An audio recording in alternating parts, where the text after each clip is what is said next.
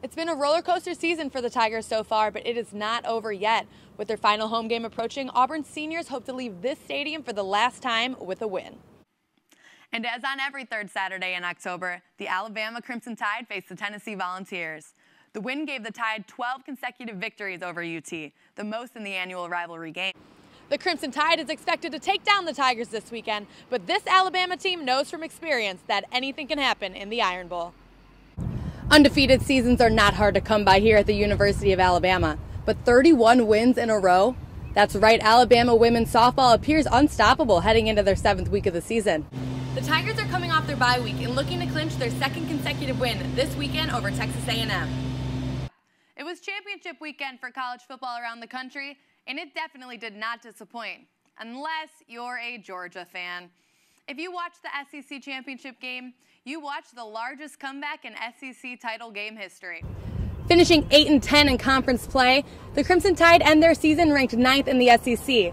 It's time for a change here with Alabama basketball, and that's exactly what we'll get with newly hired head coach Nate Oates. And once again, both quarterbacks Tua Tagovailoa and Jalen Hurts played a role in Bama's 8th win of the season.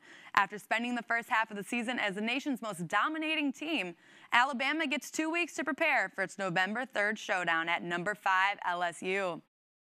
I just felt way better about my English because his English was even worse than mine. So I was like, okay, I'm fine. From Russia to Egypt to Mexico, Alabama men's tennis players have made a home in Tuscaloosa at the University of Alabama. The 9 different countries represented on the Alabama roster is what makes each of these players unique. But it is also the very same thing that bonds them together. I'm playing on my court, and then I look around, and then I have 5 more guys wearing the same uniform as I am, and then you look at the crowd, and they're wearing the Alabama gear. I'm representing everybody, which makes it really special. Alexei Nesterov, Mazen Osama, and Edson Ortiz are 3 of 8 international tennis players for the Crimson Tide. They traveled thousands of miles from their homes and families to play a game they love for a team they love. When I met the coaches a bit more and when I met the players, I was like, all right, this is it. I just got that feeling inside me that this was the best place for me to develop as a student, player, and just as a person as well. Osama shares an even bigger connection to Alabama through his coach back home in Egypt. He graduated from Alabama in the 80s, so that was a big thing for me coming here because, obviously he went here and he knew Coach George. As upperclassmen, the trio has built this program to a new level.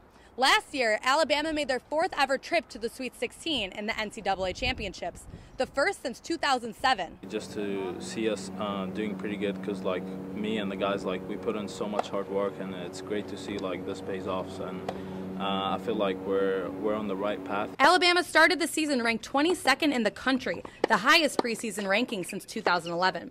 But the team's sights are set on a much bigger goal. This season was like, okay, we're making NCAAs, and now we're thinking about being even top 16. And I think that's more of our goal, not just making NCAAs, but being top 16 and hosting first 2 matches here at home. They have traveled far and sacrificed much, not for individual gain, but to leave a lasting legacy on Alabama tennis for years to come. Reporting in Tuscaloosa, Kylie Sullivan, the University of Alabama. Auburn is moving past Saturday's loss to LSU and focusing on their upcoming battle with Arkansas. Coach Gus Malzahn is confident that this loss was just a bump in the road and that his team will get back to playing good, disciplined Auburn football.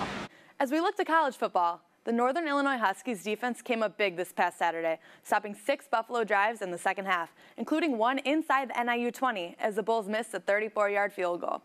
Linebacker Juwan Johnson stopped another drive with his 3rd interception of the season. That's a look at our top stories tonight. I'm Kylie Sullivan. Thanks for watching and have a great night.